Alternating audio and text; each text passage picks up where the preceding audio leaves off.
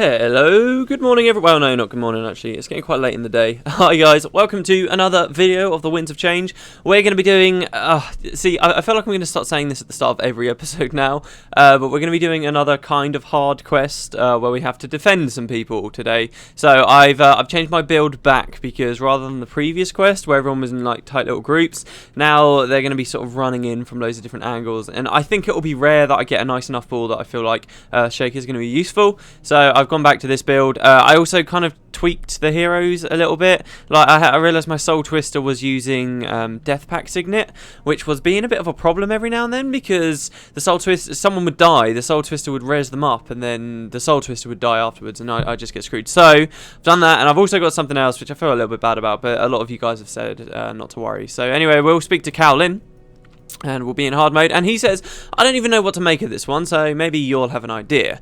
We've gotten word of some atypical movements for both the Ministry of Purity and the Jade Brotherhood. Some of their number have been seen moving separately into the Echovaled Forest. Estimates put them near Amat's Basin, likely in Morning Vale Falls. This could be important, and we can't spare anyone to send that far out. Well, of course, this is, if you remember rightly, pretty much as south as you can go in the game. So, yeah, I'd better put a stop to this before it becomes something worse, or this can only end in tears for me. No, we're going to go down. So off camera I unlocked the Amat's Basin. That's why I was kind of already in hard mode here, and I'm a bit annoyed with my team build because as I was running here to the Amat's Basin, I did it in hard mode thinking to myself, well, I'll just see how a build goes, because I put did I change him again, or is he still the... Yeah, I put Master of Whispers back to this weird like ineptitude build. I really don't like having a Resurrection Signet there. I kind of want to change that, but this account hasn't got many skills unlocked and I can't be bothered to right now, and I just wanted to make sure his energy was fine, and it is actually quite nice. He can spam stuff constantly, but still, regardless, I mean, I was playing through in hard mode on my way here, and you know, there's no super powered new quest mobs or anything like that to fight on the way. It's just typical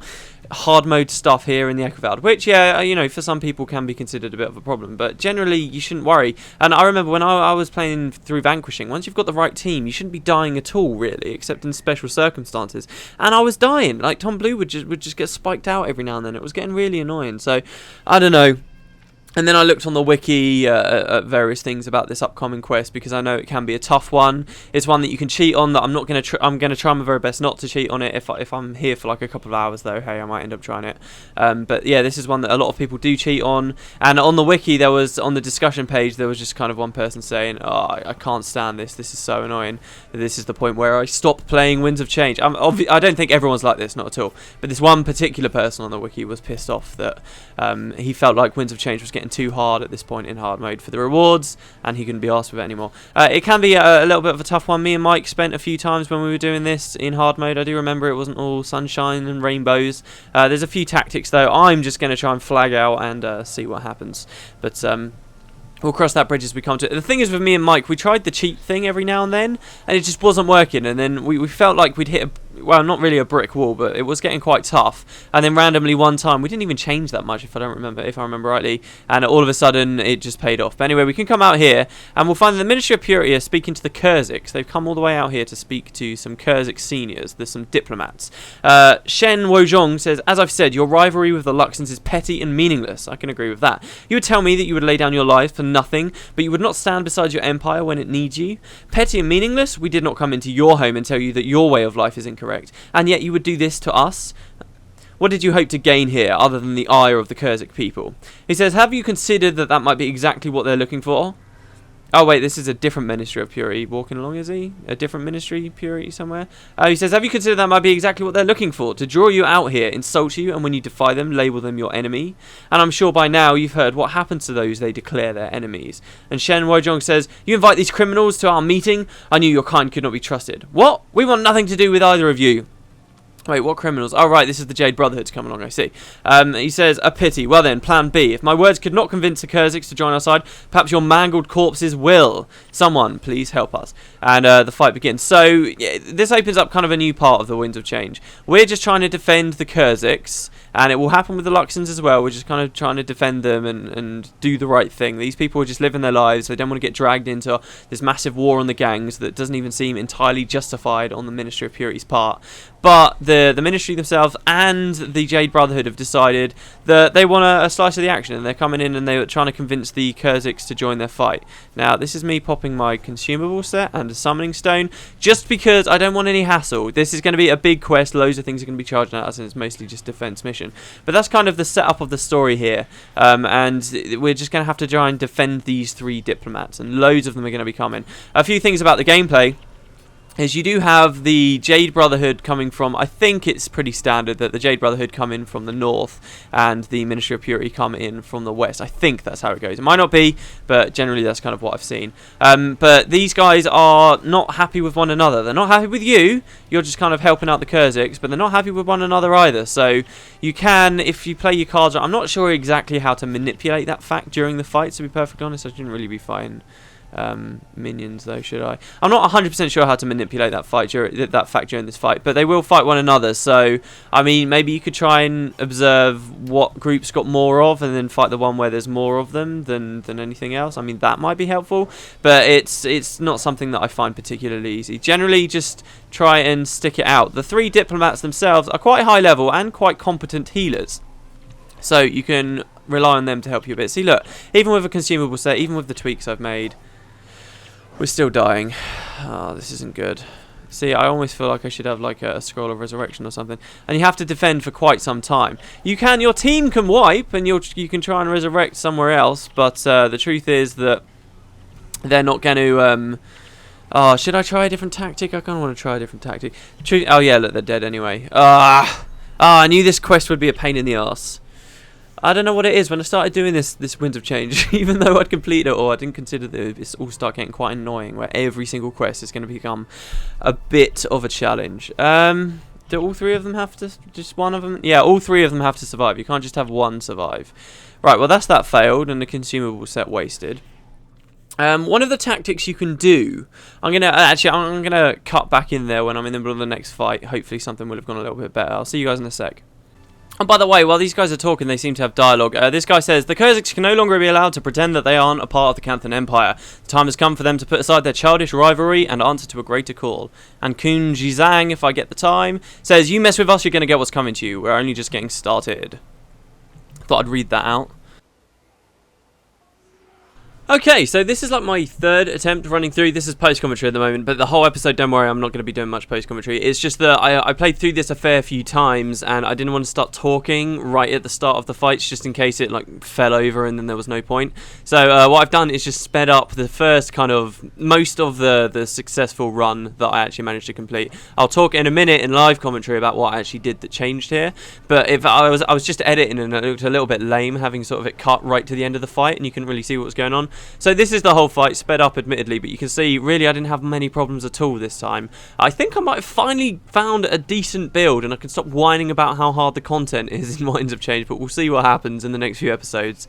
But yeah, this is basically just so that you guys can see what was going on before I actually cut in there and start talking, which will happen in a moment. Okay, this one's looking a little bit better. This one's looking a little bit better. I might start commentating. I'm not going to be able to describe any of the other tactics though, so what I might do is have a small section of post-commentary where I talk about other parts or other ways to complete this. But we seem to be doing better. In general, I've just been line backing like hell, so I've just been making sure any of these melee guys that get towards the diplomats are just killed straight away. And in fact, that's what I did before when I was playing on my main. I was playing in an Ineptitude Mesmer. I was just focusing them, making sure they were constantly blind, and that's what I've done here. Well, no, there's no need for post-commentary. I think we've pretty much done this. The other thing I did was I changed Master of Whispers, again, into a Minion Master, which is something I typically don't do because I don't think they synergize well with Soul Twisting Ritualists because the minions use up all those hits. However, I suppose in one way it does mean that your minions get a little bit better as meat shields, which is essentially what they're trying to be. But the key thing about using one here was that it allowed me to use Veritar's aura, which meant that when the ministry guys were summoning loads of minions out of everywhere, I could just capture them all and they wouldn't be and they wouldn't be against me, and that meant that my heroes could focus the right people, and it actually ended up really, really easy. I did use another consumable set there. I'm not sure whether I really needed to, but wow, okay, that one went way better. Alright, brilliant. So we completed that. The diplomat says, "Thank you, friend. We're in your debt for what you've done this day. Still, I fear this is only a single day. More and more people come into our lands, making demands of us. Can they not see why we wish to avoid their empire? Perhaps insanity is only seen when looking in from the outside." And we've completed the quest. It's interesting that they go on this small tangent here with Winds of Change, where they look at the Kurziks and the Luxons for a short period of time, what their stake is in all of this. And I think it's most fun when we're doing this bit to just really consider what this does mean for them come 250 years' time. If you've read The Movement of the World, or you know very much about what happens, these guys will eventually be assimilated into the Empire themselves. But I wonder whether that means they're going to be completely gone from Guild Wars 2, and that just means that we're not going to be familiar with the Kurziks or Luxons, or whether it's setting up some intriguing storylines where the Kurziks and Luxons don't want to be where they are in the Empire, and they desperately want to become their own independent vassal states as they are now. And hey, maybe that could be a big storyline for Guild Wars 2, I'm not sure. Anyway, what you see I'm doing here, right, the way you cheat on this one is you bring a minion master, and the minions, as you probably know in this game, their health is always draining constantly. These guys, as I said, are very powerful healers, so if you have a minion master, you can get minions from the first group near the start of before you even start the quest, basically, and you'll have a couple of minions with you. Make sure you can have your own healers if you want, but just make sure your necromancer doesn't have blood of the master or anything. I don't use it anyway, but what you can do is drag these characters really far away, and similar to what I did at Ahhhhh Lagoon, they'll then be safe. And also nicely, because the Jade Brotherhood and the Ministry of Purity are against one another, that means that they'll just like fight each other and thin their own ranks, so eventually you just come in and clean up what's left, which is quite cool. So yeah, I'm not actually sure which group wins or not. Tomorrow's episode will be a similar quest to this. I'll try not to, spoil it too much, but if you've got any lick of sense, you'll probably guess what's coming up tomorrow. But there you go, guys. I was getting a little bit stressed out with that. I'm not going to lie to you guys. I'm getting a little bit annoyed with every quest being difficult. But hey, this went really well. So I don't know. Maybe I'll leave my team build like this. Like I said, I've just not considered using Minion Masters. I talked a little bit before at the start of Winds of Change how I always used to use Discord Way. I might go back to that for part 3 because at the end of the day, it's still quite a nice build. And that was really easy in comparison to anything else I tried. You'd be surprised how helpful Minion Masters can be. And I think I might have forgotten that over the past year. So yeah, maybe we'll see how it goes. Maybe there won't be too many hardships in the future, but we'll speak to Kaolin, who says, "By the ancestors, the Jade Brotherhood is trying to turn the Kurziks against the Ministry of Purity. I doubt they'll get involved now. They remain as detached as they possibly can concerning matters of the Empire. But if the Jade Brotherhood had been able to make it look like the Ministry was actively targeting them, they might have gotten involved, for good or ill. For now, I'm just glad there's one less faction that we need to keep our eyes on. Once again, we find ourselves in your debt. Loads of rewards." So, yeah, guys, I guess I'll see you tomorrow. I hope you guys enjoyed this episode. I'm going to go off and film Guild Wars 2 daily. And, yeah, I guess I'll see you next time. See you later, everyone. Got serious deja vu saying that.